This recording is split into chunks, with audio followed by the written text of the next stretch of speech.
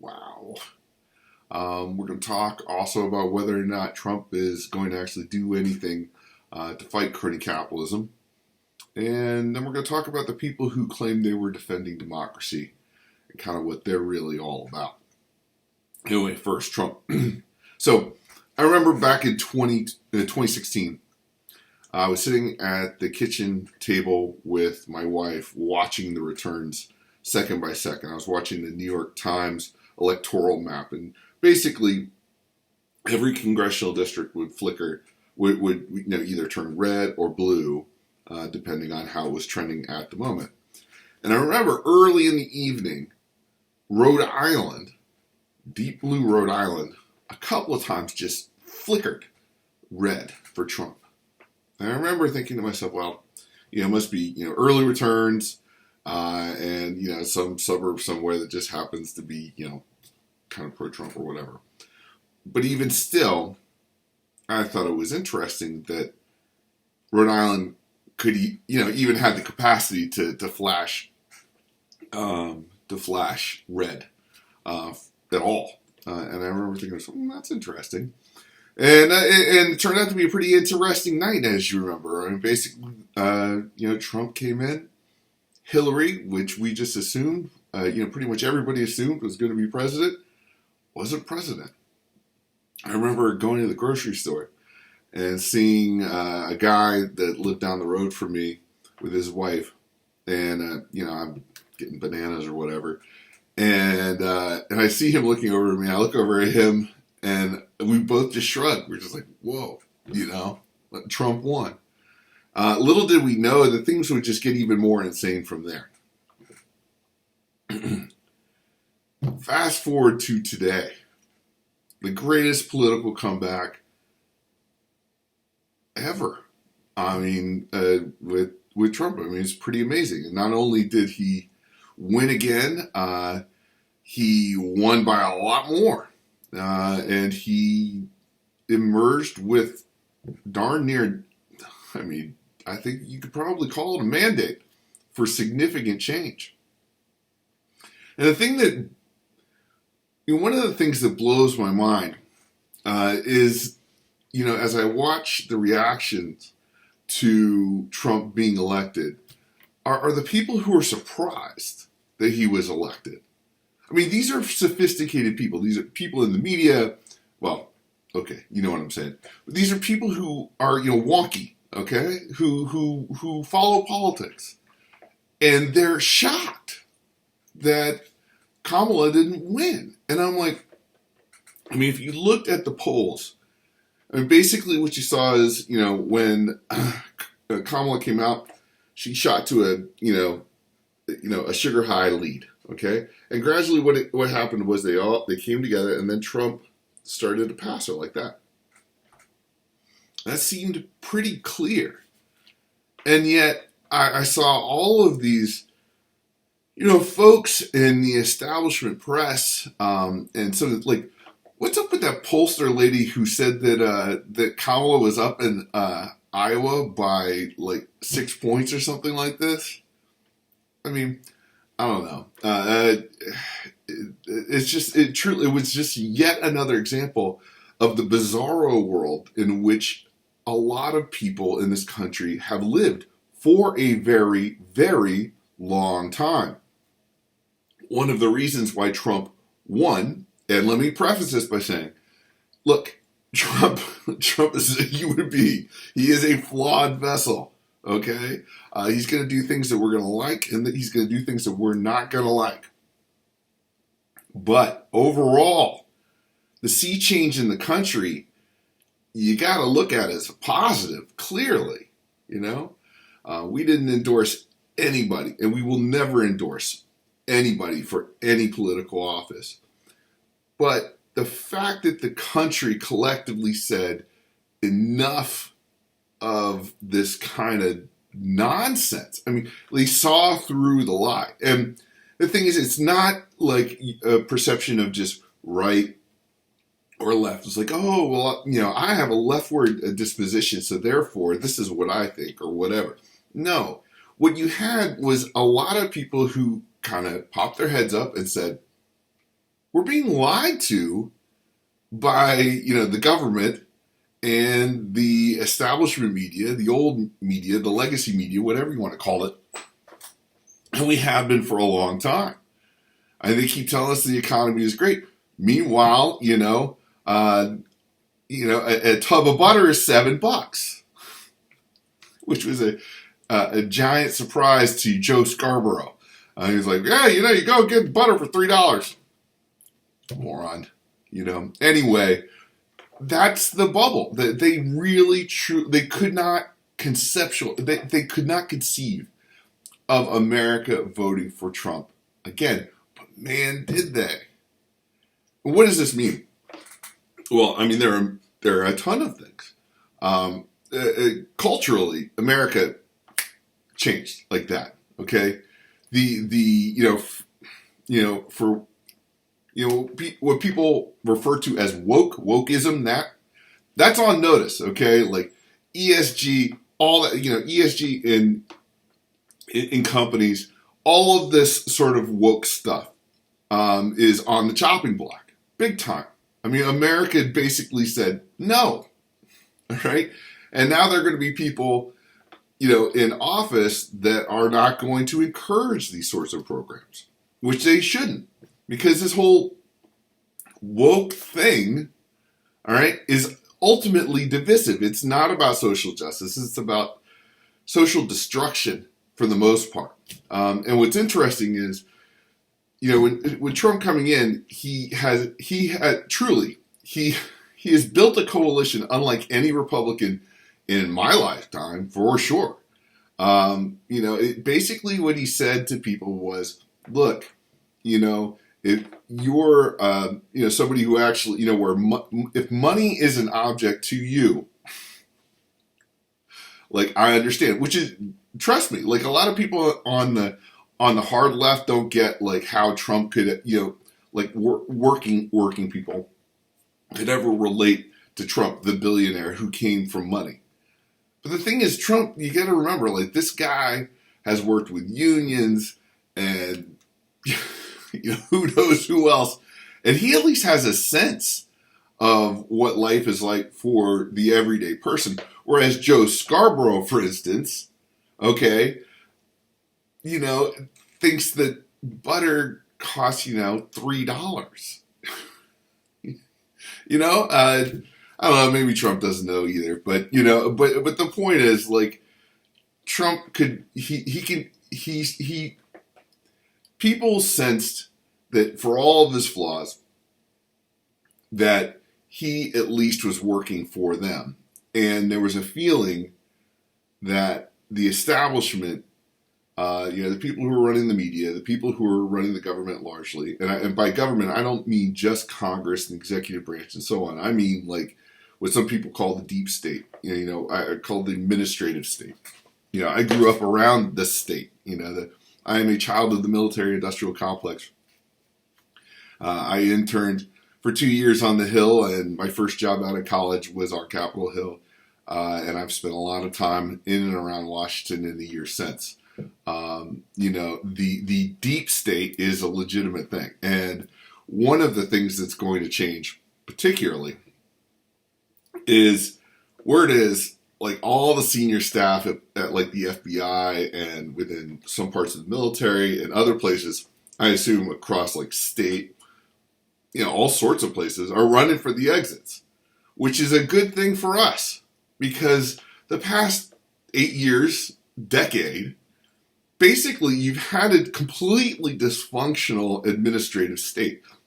It's far too large, it's far too powerful, and it's full of people who have a disdain for broader America. I'm telling you this as somebody who has swum around in the swamp for a long time at this point. I cannot believe this. I'm almost 50. But I've swum around in it for over 25 years, one way or another. And those people are now, they're all in sort of retirement time anyway, and now they're going to go. So let them go. Hope the door doesn't hit you on the butt on the way out. Well, whatever.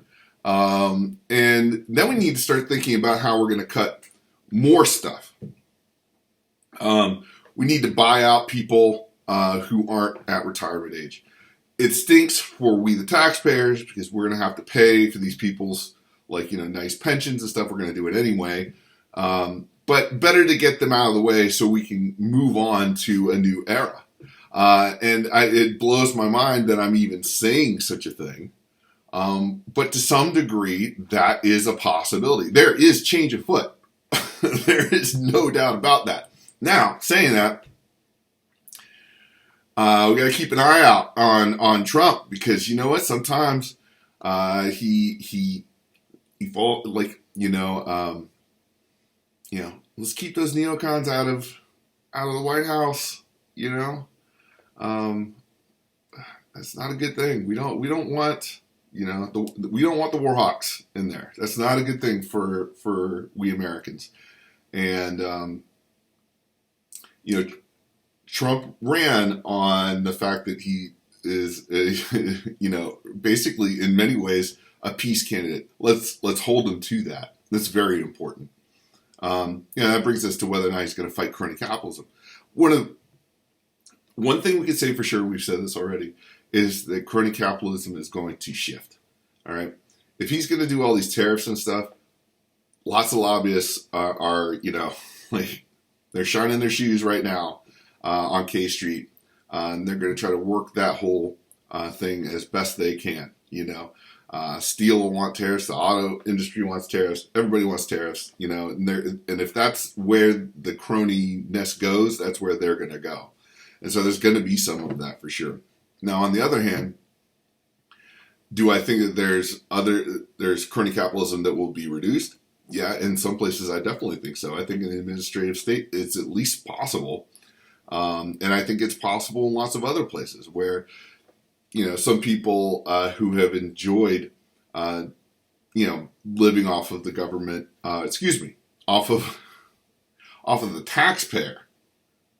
Their industries are basically, their business models are based on, extracting money from the taxpayer. And I think at least some of those industries are going to have a harder time under Trump. We'll see. We're here. We're going to follow it. Although we think on the whole, Trump is net plus versus Kamala on the crony thing. It's not like crony capitalism just doesn't evaporate. And frankly, there's no such thing as a government without some degree of crony capitalism. Going back to the earliest days of government, you're going to have that kind of corruption. It's just the way it is. The question is, what is our general disposition? Is it generally against crony capitalism or is it pro crony capitalism? And for most of my life, the presidents have always been very much pro crony capitalism. They had different versions of it. Bush had his, for instance. Man, Bush. Think about how much damage that guy did. Anyway, Obama was a massive crony capitalist. Truly a corporatist. And that infected the rest of the Democratic Party. It's interesting. In many ways, it is worth noting that Trump basically ended the Trump dynasty, ended the Clinton dynasty, essentially stopped any kind of Obama momentum, over the long term. He hijacked the Kennedy. And also basically blew up the Cheney clan. That's pretty crazy. A pretty amazing accomplishment. I think we're all hoping for anyway, we'll see how he goes. We'll hold his feet to the fire for sure. But generally speaking, we definitely think that what happened on the 5th was good for this country. We needed that change desperately. I don't typically agree with a lot that Mr. Levine says over on Fox, or I don't know if he's on Fox anymore, but he made the point. I saw a video of him and he said, we dodged a huge bullet. And we did. We dodged the degree to which free speech would probably be suppressed under Kamala. The degree to which the administrative state would have just run like crazy. I mean, brings me to her spending in her campaign. Now think about this. She had $1.1 billion to play with, okay, to she played, okay? Over 3 months, she burned through it. $1 billion, and ended in the end, $20 million in debt, and some vendors may not get paid. But she had over $1 billion. She did it in 3 months, and she did it by apparently giving Oprah $1 million, or her production staff, right? Not Oprah. Paying for celebrity concerts at exorbitant prices. I mean, it was just, they went nuts. Now, imagine if she had gotten in and was doing the budget for the United States. I mean, we got enough problems with Trump and our debt and deficit. But Kamala, like, it sounds like she doesn't have a clue. And, well, I think America sensed that. Anyway, speaking of the people who defend, who were cheering on Kamala, all right? A lot of these folks, you heard them say it over and over and over again, that this election is about defending democracy and blah, blah, blah. Okay, but the thing is, these are the people who chased RFK Jr. out of the Democratic Party that would not let him challenge Biden. All right? That is not democratic in any way. This is the same group of people who cheered the palace coup that brought Kamala in, to the front of the Democratic Party. I mean, there was no primary at all. I mean, there was nothing democratic about it. It was like, the court got together, the courtesans and, Obama and Pelosi and who knows who else, and basically blessed Kamala. Now, there is a theory, and I think it's a hilarious theory, that Biden knew this was going on, and they were chasing him out. And he came out and gave Kamala the official okay, kind of over their heads, so they couldn't push someone else. Because he knew that Kamala was a poor candidate. Now, I don't know if I buy that theory, but I think it's kind of funny. I just remember the glee with which Biden wore that Trump hat. I mean, Biden, as senile as he is, like, he put that Trump hat. He knew what he was doing, and it seemed like it wasn't like mocking. It was all, I don't know. There's something there. Anyway, Biden can say he's the only Democrat to have beaten Trump one way or another. And considering that Trump has taken out, essentially, a whole, cast of, top level politicos. All right. Of course, Democratic Party, they're all trying to pin, this massive failure on him because he didn't back out soon enough. And, they're probably right. But hey, Joe, you can hang your hat on that for as long as, whatever. Anyway, we'll be back next week. And we've been trying to, essentially get our head around the changes in the country. And we'll talk again soon. Until next time, this is Nick Sorrentino, and this has been the Against Crony Capitalism podcast.